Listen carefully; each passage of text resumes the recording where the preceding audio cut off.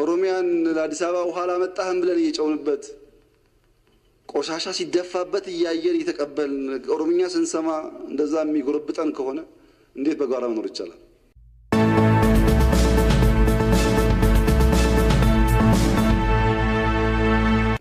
እኛ ድሮ ትግራይ ላይ ቁጥር በዛ ያልነው 6% መሆን ሲገባችሁ 7፣ 8፣ 10 ሆናችሁ ብለን ነው እና አሁን ኦሮሞንም 6% አድርጎ የሚያስብ አለ። እንደዛ አይደለም። ኦሮሞ 35 ፕላስ ኦር ማይነስ % ነው። በኢኮኖሚ ኮንትሪቢዩሽኑ፣ በሴኩሪቲ፣ በማንኛውም ኮንትሪቢዩሽኑ እሱ ነው። ያንን ድርሻውን አብይ ጠቅላይ ሚኒስትር ስለሆነ ሊነፍገው አይችልም። ይቀራል የአብይ ጠቅላይ ሚኒስትርነት እንጂ መብቱን መንፈግ አይችልም። አብይ መብቱ ነው። ኢኳሊ አማራም ወላይታም ጉራጌም እንደዚሁ ማለት ነው። ለምን እቁብ ስላልሆነ አሁን ማሸማቀቂያ ነው እንግዲህ ተረኛ ምናምን ብሎ አሸማቆ አንገት ማስደፊያ ነው። ስናይ ግን እንኳን ተረኝነት ገና የለም።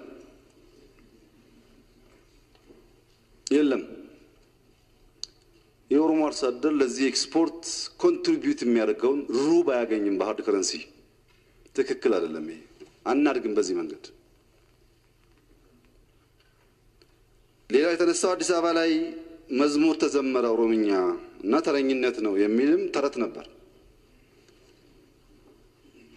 አዲስ አበባ ላይ ከፍተኛ ኦሮሞ ጠል ኃይሎች ኦሮሞን የሚጠሉ ግን ኢትዮጵያ ውስጥ መኖር የሚያስቡ ኢትዮጵያን የሚያስቡ ሰዎች ኦሮምኛ ተዘመረ አሉ።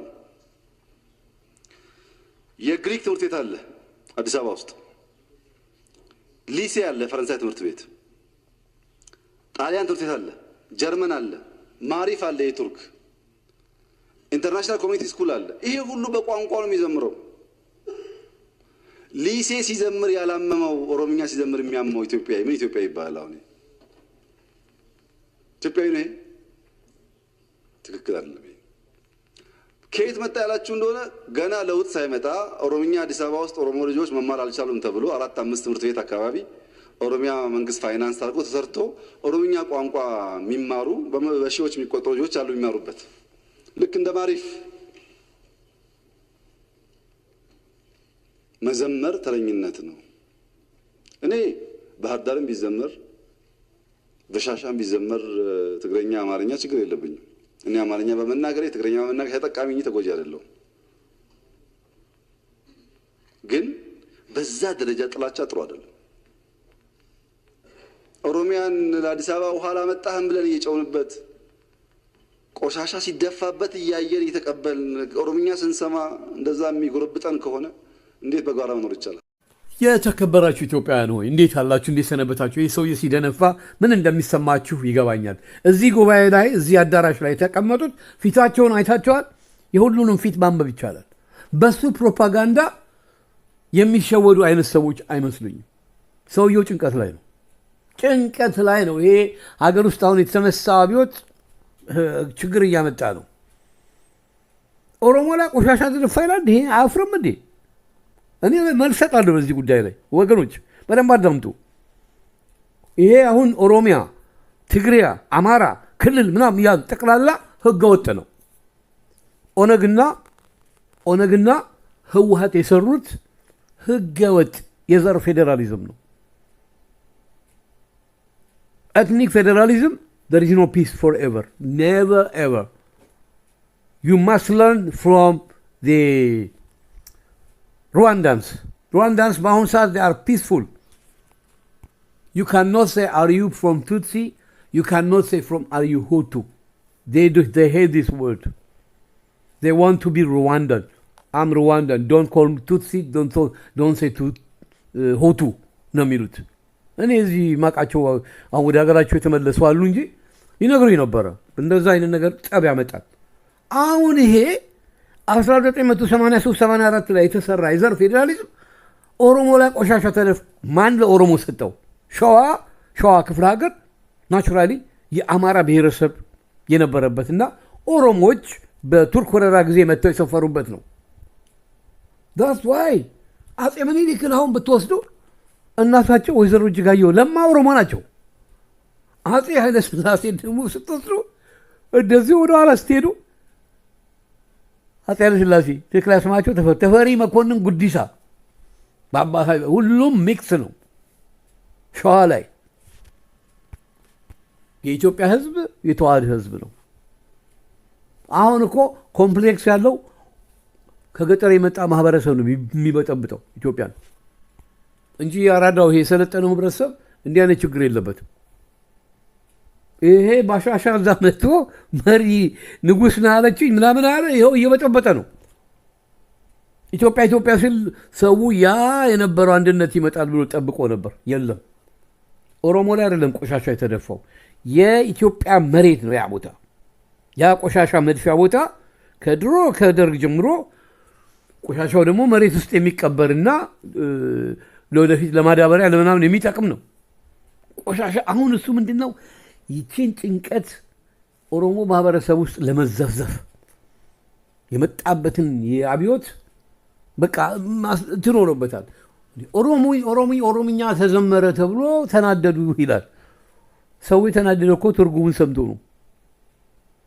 መጥፎ መዝሙር ከዘመርክ እንጂ ስለ ቋንቋ በኦሮምኛ ሬዲዮ እንኳን የተጀመረው እኮ በ1960 ስንት ነው ወገኖች? 69 ወይም 67 68 አብዮት እንደፈነዳ ነው ኢትዮጵያን ሀዱር ሲቱ ምናምን እየተባለ እነ ኩማይዴ ምናምን እነዚህ ታዋቂ ሰው በሬዲዮ እንጂ ድሮ በኃይለ ሥላሴ ዘመንማ ኦሮምኛ ዘፈን ሬዲዮ ይሰብራል እየተባለ ተቀልዶበታል ብሎ እንትና ሲናገር ሰምተናል። አሊ ብራ ይባል አይባልም አላውቅም።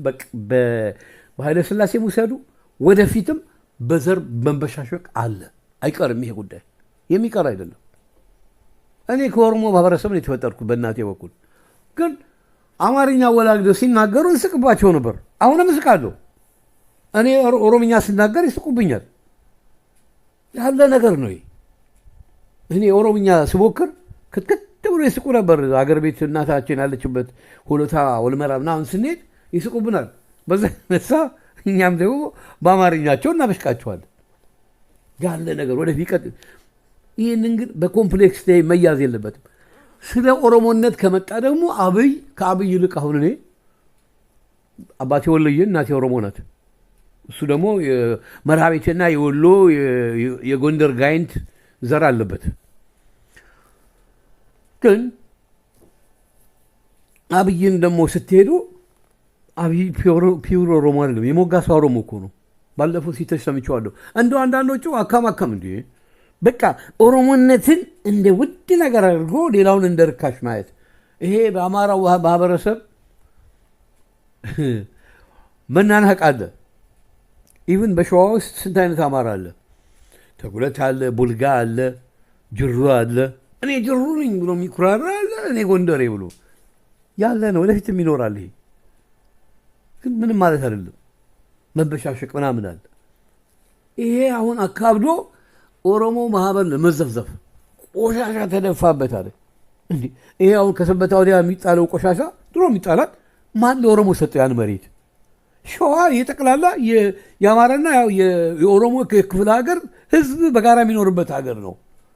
ወለጋንም ውሰዱ እና አሪያ ቢዛምን ወለጋዎች አሁን አይታችሁ ከሆነ ከጎጃም ጋር መልካቸው የሚመሳሰሉ ለምንድን ነው? ተዋህደዋል። ግን ኦሮሞነትን ያከረሩት እነማን ናቸው? ውጭ ሀገር ለትምህርት የተላኩ በአፄ ኃይለ ሥላሴ ዘመን እነ ተፈሪ ማነው መይሶን ሊቀመንበሬ እና ኃይሌ ፊዳ ምናምን ውጭ ሀገር ባሉ ፈረንጆች በደንብ ተጀንጅነው ነው የመጡት። ኢትዮጵያን ለመመታተን የስኮላር ተማሪዎችን ነው የአውሮፓ የትምህርት ተቋሞች ያበላሿቸው ማለት ነው። ሲመለሱ በቃ በተለያየ ነገር አብዮት አደረጓት ሀገሪቷን።